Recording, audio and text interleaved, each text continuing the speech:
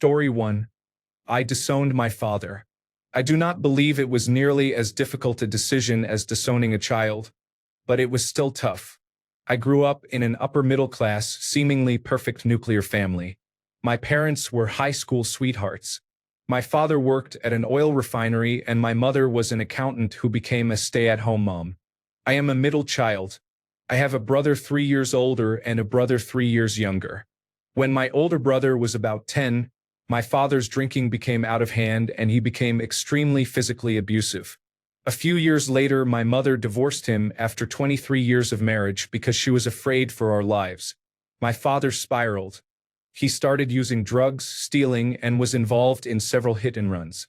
My older brother, who had received the brunt of the physical abuse, was manipulated into a relationship with our father for a few years. To a lesser extent, so was I. He seemed to take an interest in us for the first time since we were little, but in hindsight it was more manipulation and gaslighting. I will not go into all the details, but my brothers and I eventually learned what kind of illegal and dangerous things he was involved in.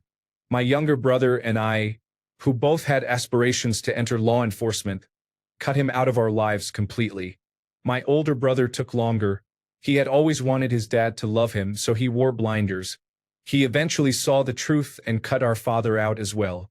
A few years ago, my father was living with his mother. My grandmother had been manipulated by him for years, and they had a symbiotic, codependent relationship.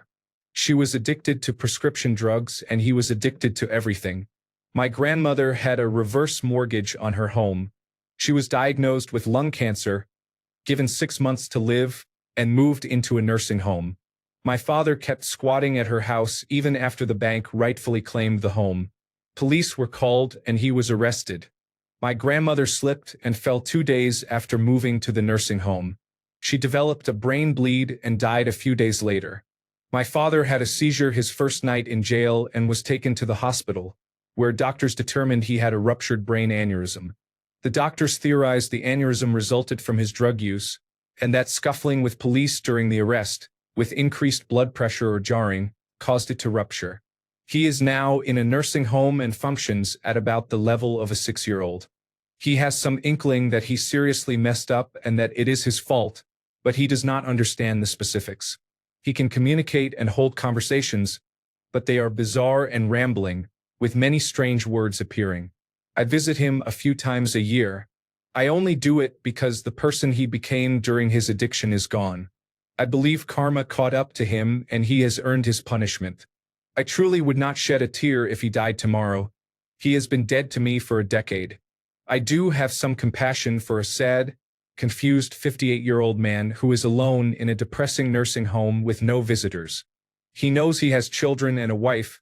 He does not understand they are divorced, and sometimes he even knows he has grandchildren he has never been allowed to meet. He does not understand why nobody visits him.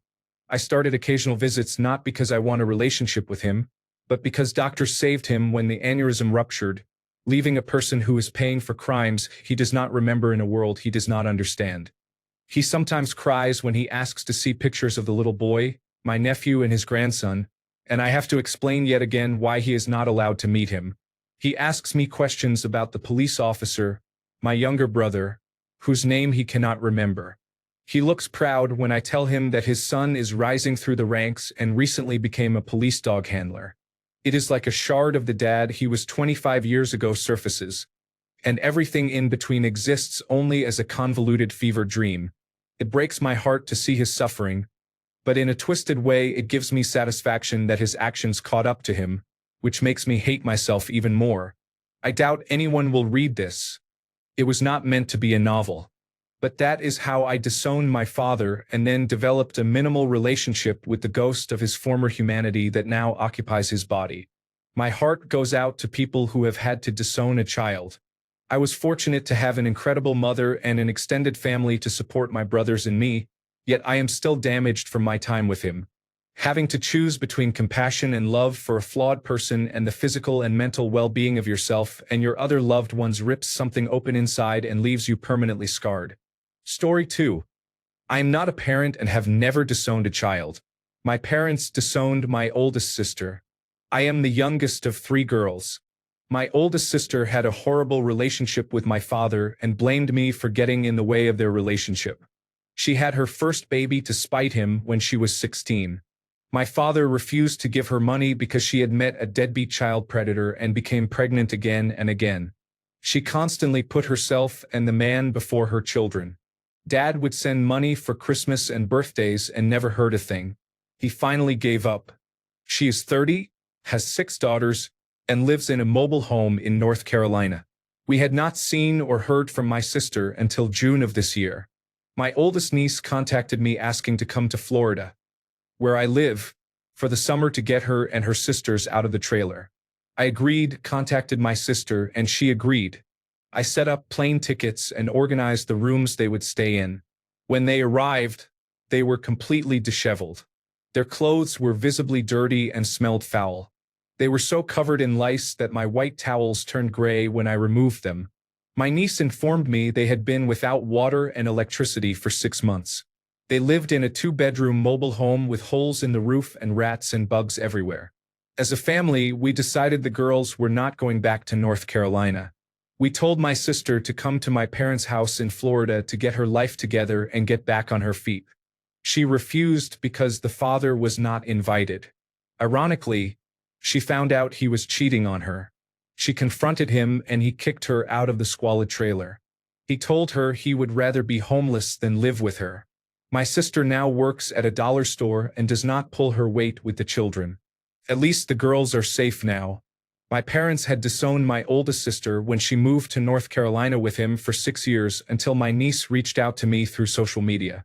I had never met my 2 youngest nieces until this event. I regret turning my back on my sister. I hate what she put her babies through, but if we had stayed in her life during those 6 years, we might have prevented this. Story 3. My siblings and I have stopped interacting with my oldest brother. We discovered that years earlier, when he was an adult, he had molested at least 2 boys. He showed no remorse and blamed the victims. It was horrifying to watch someone we grew up with treat others so poorly and show such blatant disregard for them. The remaining 4 of us have become closer and now appreciate the good in each other. It is true that if you could choose your family, it would likely look very different. Story 4. Not me, but my great-grandmother. This story is sad but also interesting, so I thought I'd share it. She was a young Creole teenager. French Creole was her first language. She was 1/4 to 1/2 black, like me, with tan skin and loose brown curls.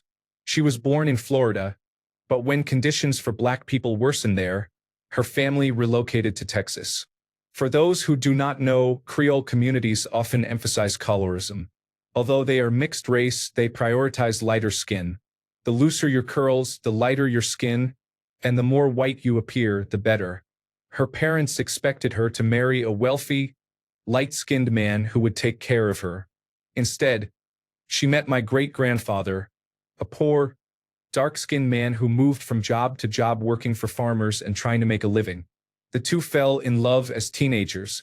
Her parents threatened to disown her if she continued seeing him, and like a rebellious teenager, she refused. They wanted her to do better. She wanted to be in love. They might have broken up eventually if she had not become pregnant, but she did, and that was the end of it. Her parents said she had ruined her life and disowned her on the spot. The whole family disowned her. No one would speak to her, no aunts, uncles, or cousins. She had no choice. The 2 of them moved to California so he could get a job picking oranges. He built a house. They had their first daughter. She was 16. She never saw her family again. Story 5. My parents disowned my oldest sister. She struggled growing up more than the rest of us.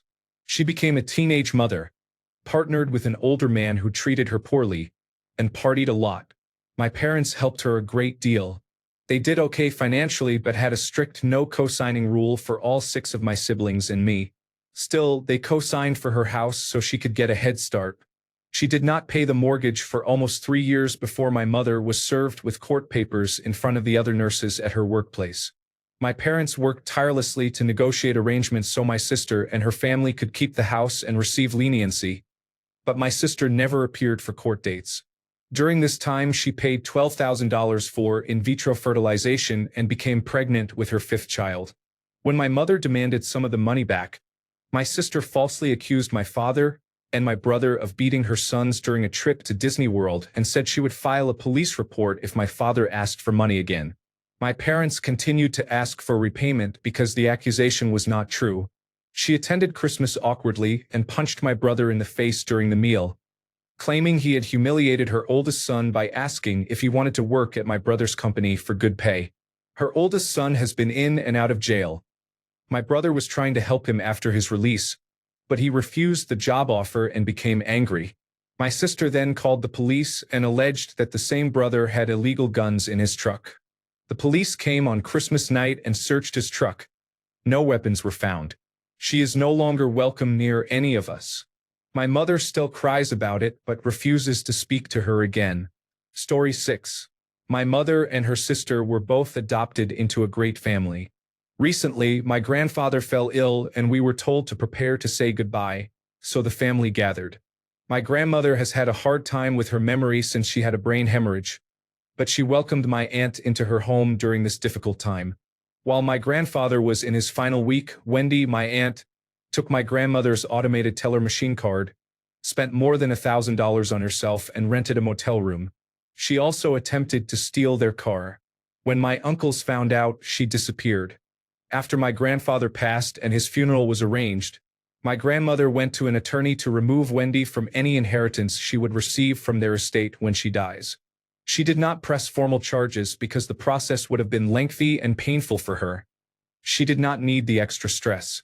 One of my uncles also threatened Wendy to ensure she stayed away from my grandmother. Story 7. My parents didn't disown me. I was just a weird mistake. My mother never wanted a child. She left after a few months.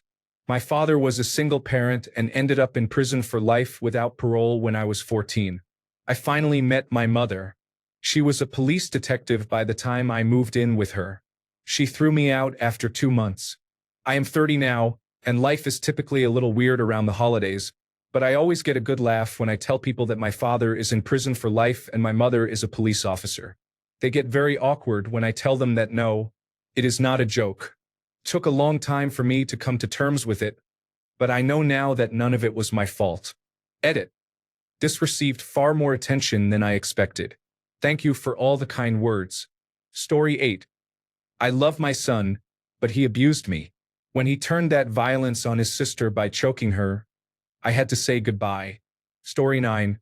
My father said my mother's problem was that she had too many children and it gave her some kind of brain fever, much like a dog that loses its mind after having too many puppies. My mother said my father felt trapped by me.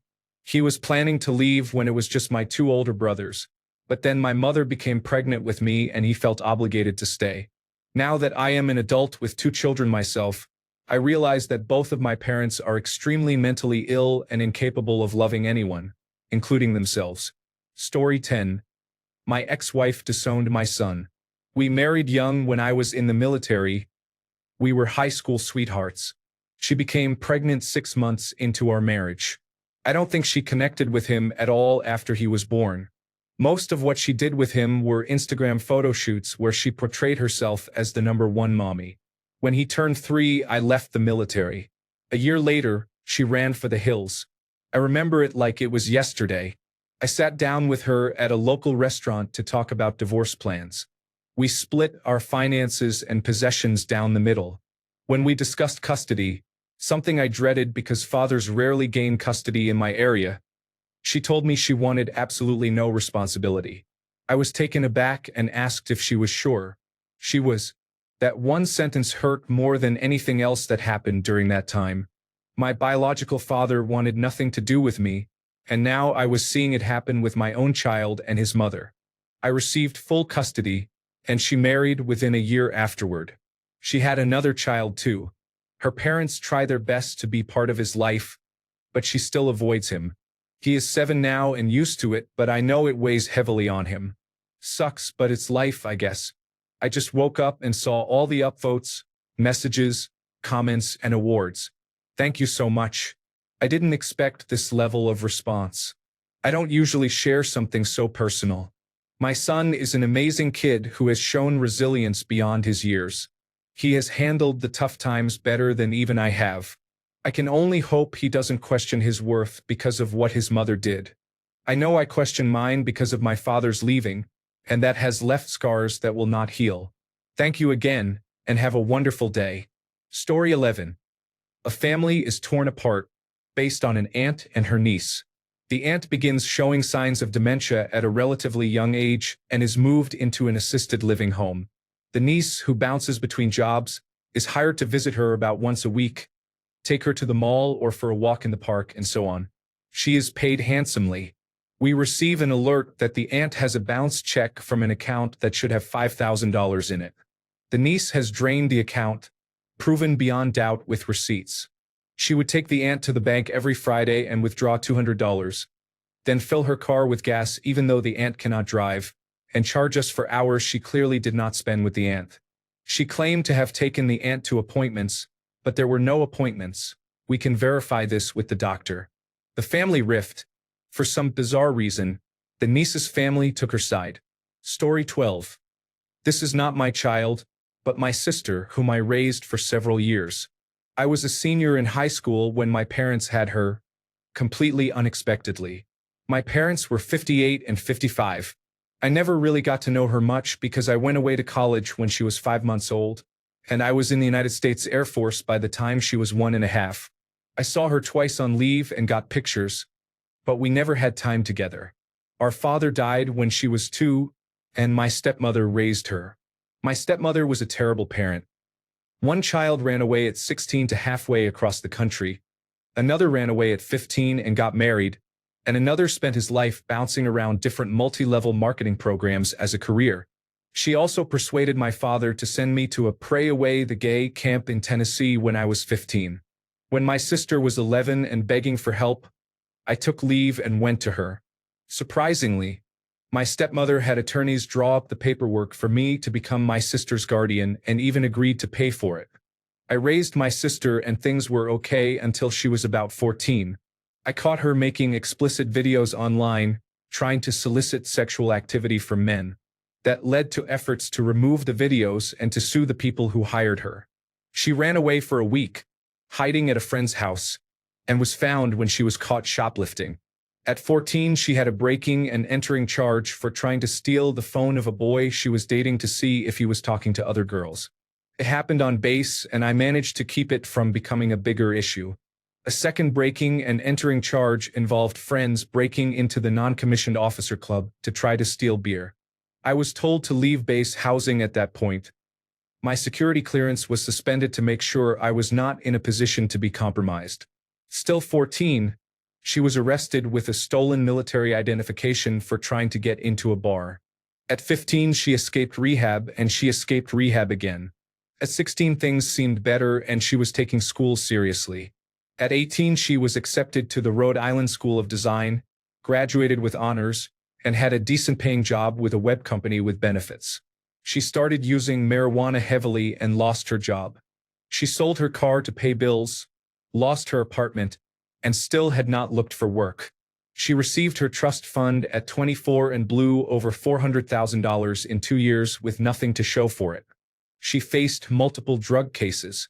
She was restricted to the state but decided to follow the banned fish anyway and sell MDMA. She was arrested for prostitution and possession out of state, returned to Rhode Island where she was detained and somehow released pending trial. While awaiting trial, she was found in possession of enough packaged heroin intended for sale to qualify for a distribution charge. By then, I had not heard from her for almost 7 years and only kept up through police blotters or the occasional attorney contacting me to verify I would pick up her legal tab. I refused. Against logic, she was out of prison in under 3 years. I heard she cooperated with authorities to make it happen. She showed up at my house asking for a place to stay. I said I could not have her in my house but would get her a place for the night and then help her find a place of her own. That night she broke into my house. I nearly shot her while she was inside. She tried to claim she was looking for something she had dropped at my house earlier that day, despite not having entered then. I told her she had to leave. She threatened she would call the Department of Children and Family Services and accuse me of abusing my children unless I went with her to an ATM and gave her all the money I could withdraw. I told her to leave before I invoked the castle doctrine. I obtained a restraining order the next day, and in the process discovered she had left the state in violation of her parole, so she was returned to jail. Since then, she has been dead to me. Story 13. This is different. I was disowned and I deserved it. I was an addict and a mess for a long time. My mom could not keep bailing me out of trouble and watching me self-destruct anymore. I was not living at home. She came to see me one last time to tell me she was done and that I should not contact her. She would no longer have anything to do with me. She was in pieces. I cannot imagine how hard it must have been for her. But it was the best thing she ever did for me. Once she cut me off, my rock bottom came hard and fast. After living on the streets and with my addiction consuming me, I made my way to a detox center, got a few days clean, and never looked back. That was almost 15 years ago. After I had been clean for a while, I contacted my mom. Little by little we rebuilt our relationship, and now we are really close. I am forever grateful to my mom for letting me fall and for letting me back into her life. Story 14. Drugs, violence, theft, repeatedly trying to harm his younger brother, becoming dangerous to himself and others, and untreated mental health issues.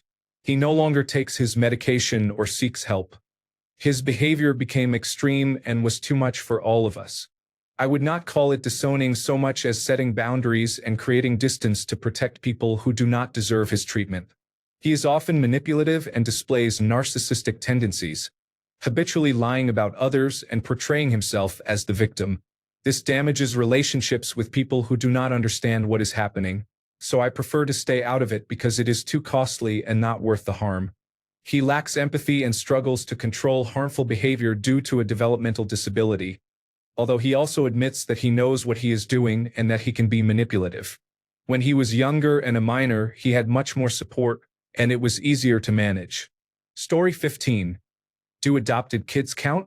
We adopted a 3-year-old from foster care. He seemed adorable and sweet at first. He had some problems, which we mostly attributed to his history. Those problems escalated quickly. At 7, he hit our dog with a golf club, so we had to keep him away from the dog and our cat. The cat disappeared. We assumed she had run away.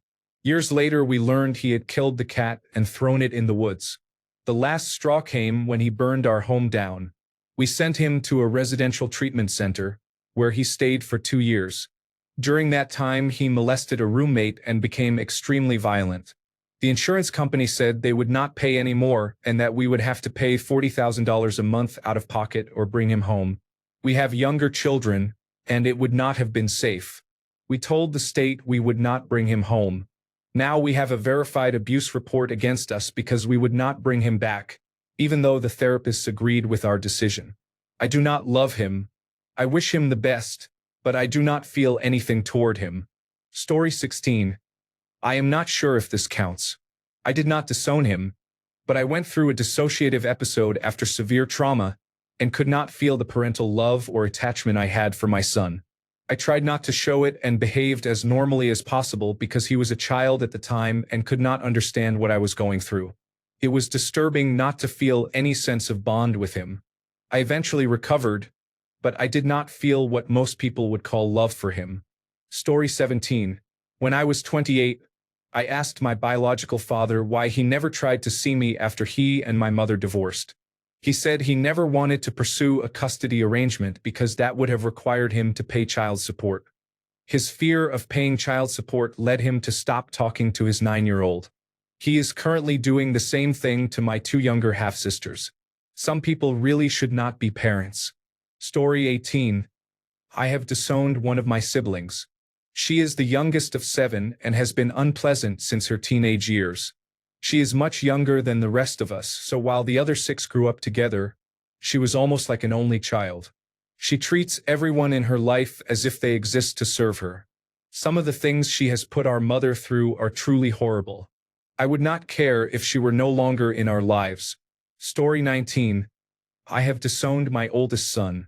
He molested my daughter, has been diagnosed as a sociopath, and we have restraining orders against him. It is not fun, and I never thought I would be that parent. Story 20. As Jehovah's Witnesses, my parents disowned my siblings and me several times since I was in my late teens. One of the Jehovah's Witnesses' rules is not to associate with others who know the truth but refuse to follow it, including family. Parents are encouraged to disown any children who have left the religion. The first time was when I was 19. It upset me. I was heartbroken. Eventually they changed their minds, only to do it again a couple of years later and repeat the pattern until I stopped caring and no longer attempted to be part of their lives. Story 21. My mother ceased all contact with my much older half-brother from a different father. He was a violent, angry addict who stole from and assaulted my grandparents and my mother. She finally had enough. He died this year. It was the first time my mother had seen him since she cut him off about 15 years ago.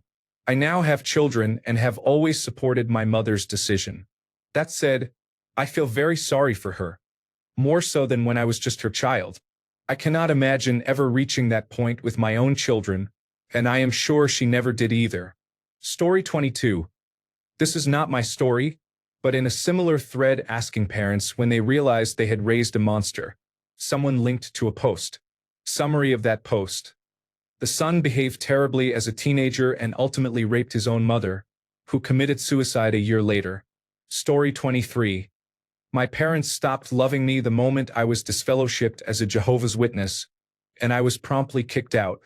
I knew nothing about living on my own at the time, but I had a decent job and survived. My brother stopped associating with them 2 years later and now lives with me.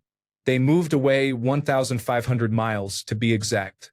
It's easier to tell people I am an orphan or that I do not have parents, because it is hard to explain how they would stop loving or wanting to associate with their own son over some cult rules. Story 24.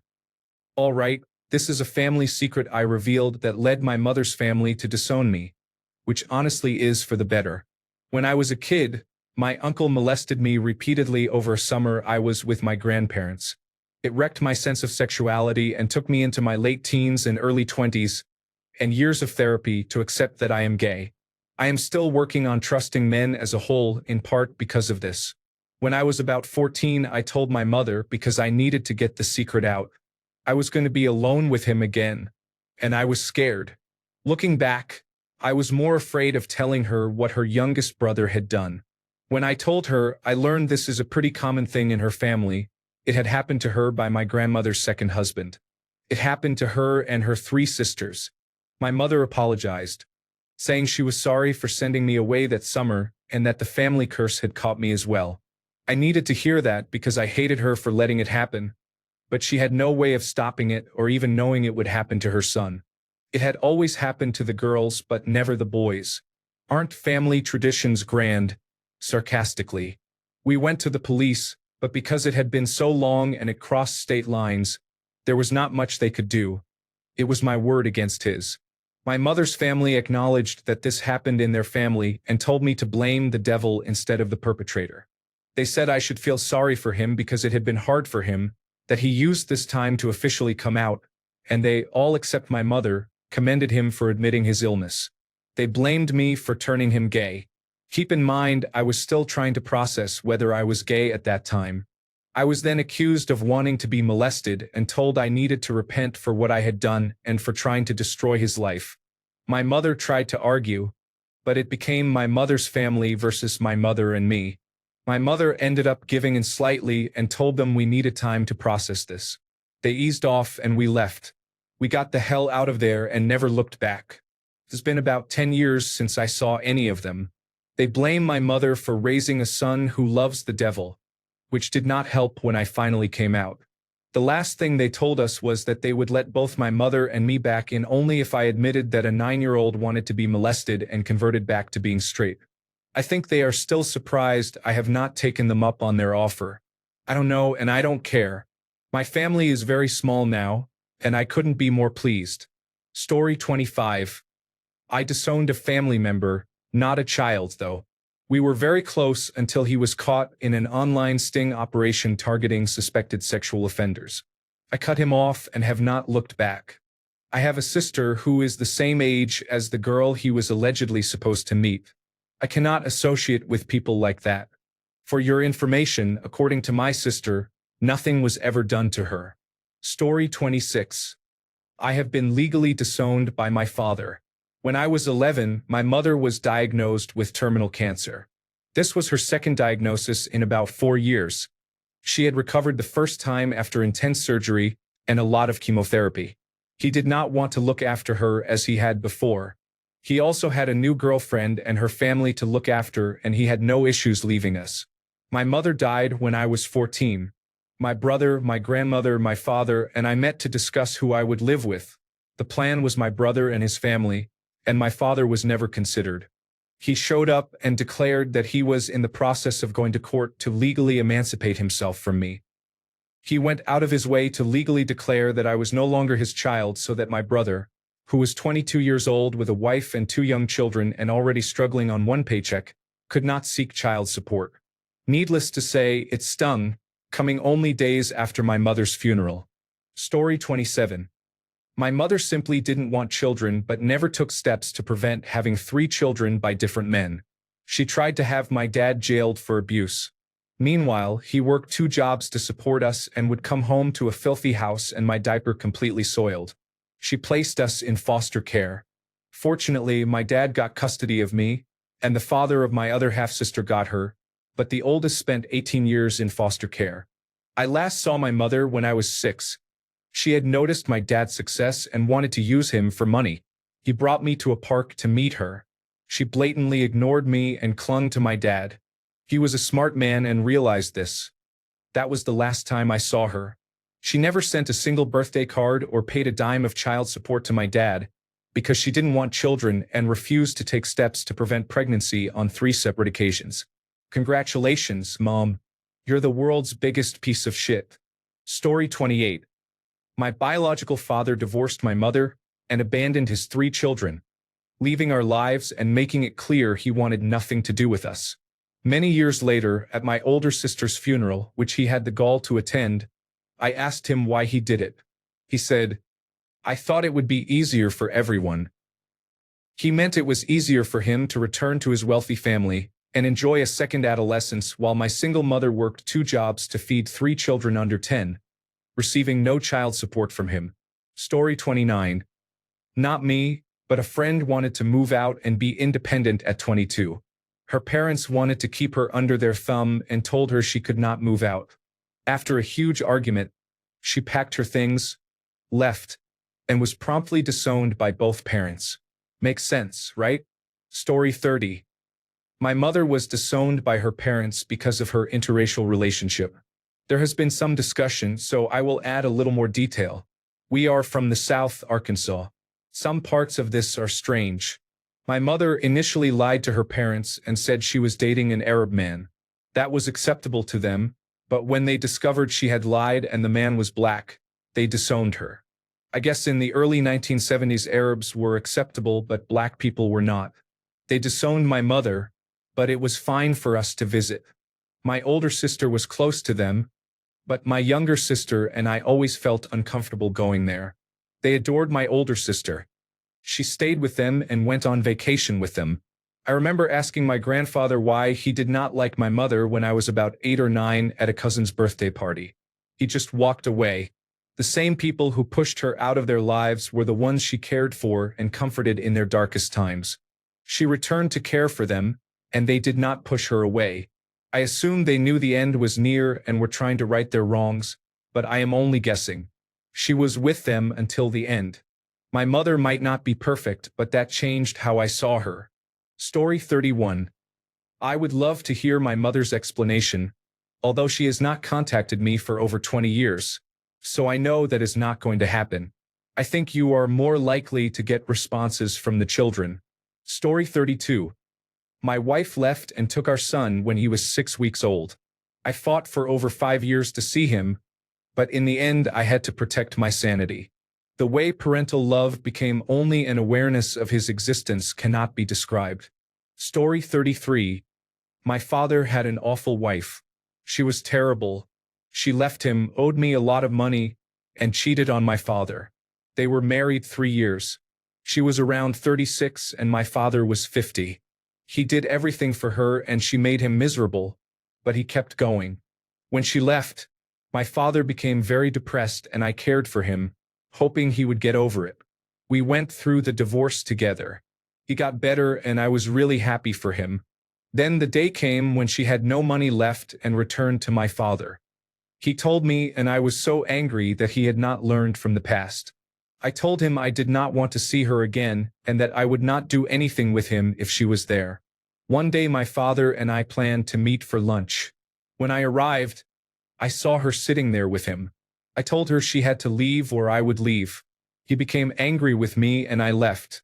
He tried the same thing again. I told him to go away and I never spoke to him again. I never trusted this woman. Later I found out about her cheating, lying, and everything else. She told me to go away when I asked for my money back. I will never trust her again, but I cannot help my dad. I told him everything and he is still blind because of love. Story 34. Not the mom, just her 15-year-old daughter. Often my mom used to say that I did not love her. It got worse each day. Her repeated accusations wore on me, and eventually I stopped loving her. She is not an alcoholic, but there have been several nights when she came home very intoxicated and said horrible things to my brother and me. She lies often. I have caught her stealing my money for her gambling addiction. She spends $200 to $300 weekly on lottery tickets. About 80% of the time she is not even paying with her own money. She has been fired from about 6 jobs in 2 years. She calls me many horrible names daily. One thing that bothers me is that after a screaming episode she tries to make it up to me, and when I do not reciprocate, she blames me for our poor relationship. I did not want to make this too depressing, but I guess it escalated quickly. I was not expecting this to be noticed, but thank you. I do not think this is bad enough to call Child Protective Services, since I am actually living with my grandma, grandpa, and my mom. My brother is in college right now. My grandma is our main source of income and we have a healthy relationship. I do not have a father to fall back on. Summary. My mom steals my money, calls me horrible names, and is irresponsible. Story 35. I was a child. I have disowned my mother. This seems a common theme. She invaded our privacy, starved us, and even orchestrated my rape when I was 13, which led to an immediate pregnancy because she wanted cute little grandkids and did not want to wait. When we moved in with my grandmother, we did not know how to use silverware. I did not start brushing my teeth until I was 15 because no one had taught us. She was an abusive woman. Story 36. Cliché. Not me. My mom was taken out of my grandparents' will, and she only found out because of her sister. Her side of the family has always been very conservative and communal, so till death do us part is serious business for them. When she ran away for over a week without giving any notice, leaving my sister and me alone, and returned with a stranger we could not tell anyone about, it was clear things were about to get messy. She divorced and remarried within about 6 months, trying to keep the family out of the loop. I would not be surprised if someone learned about it from the party invitation. Cries and drama ensued that day. They did not invite her to the Christmas family reunion and used my sister and me as bargaining chips. They took from her anything that was still in their name. She moved away and has only recently been trying to reconnect. Story 37. My father disowned my brother because he repeatedly sexually abused and raped me when I was a child. Story 38. I dated a woman who had a 22-year-old son she had disowned. She rarely spoke about him, but once told me she had caught him behaving inappropriately with a family member when he was 20, while the rest of the family, including the relative's mother, were downstairs having dinner. I didn't ask for any more details. Story 39. I disowned my older sister. She was always, it's either I get my way or I'll throw the biggest fit. She constantly said our parents never gave her anything, even though they did. They bought her an expensive dress for a beauty pageant when they were struggling financially, helped with car repairs, and lent her money. The men she dated were often abusive or irresponsible, which caused my dad stress and worry. I remember my dad being hospitalized for very high blood pressure from the stress she caused one night. She thought he was faking it. She was one of my biggest bullies growing up, and our fights sometimes became physical. When I was 19, my parents, my sisters, and I attended our first family therapy session, and I laid out everything I felt about her. It did not improve our relationship because she felt she had done nothing wrong. 10 years have passed since that session. It was the last time I spoke with her. My life has been less stressful since I no longer have to walk on eggshells. When she is around, I avoid looking at her. I was tired of her believing our parents did not love her and of her bullying me, so I cut her out of my life after that therapy session. I do not regret it. Story 40. I can speak for my mother. I cut contact with her, but from what I hear now, she hates me for ruining her life. The first awful thing I did. My mother bought her first home when I was 12. She had imagined me playing in the backyard as a child and felt I was missing out living in apartments. I did not want to move, and more importantly, she could not really afford the house. This was around the housing crisis, so prices were inflated and dropped significantly a year later. We only lived there a year before moving in with her then boyfriend and renting the house out.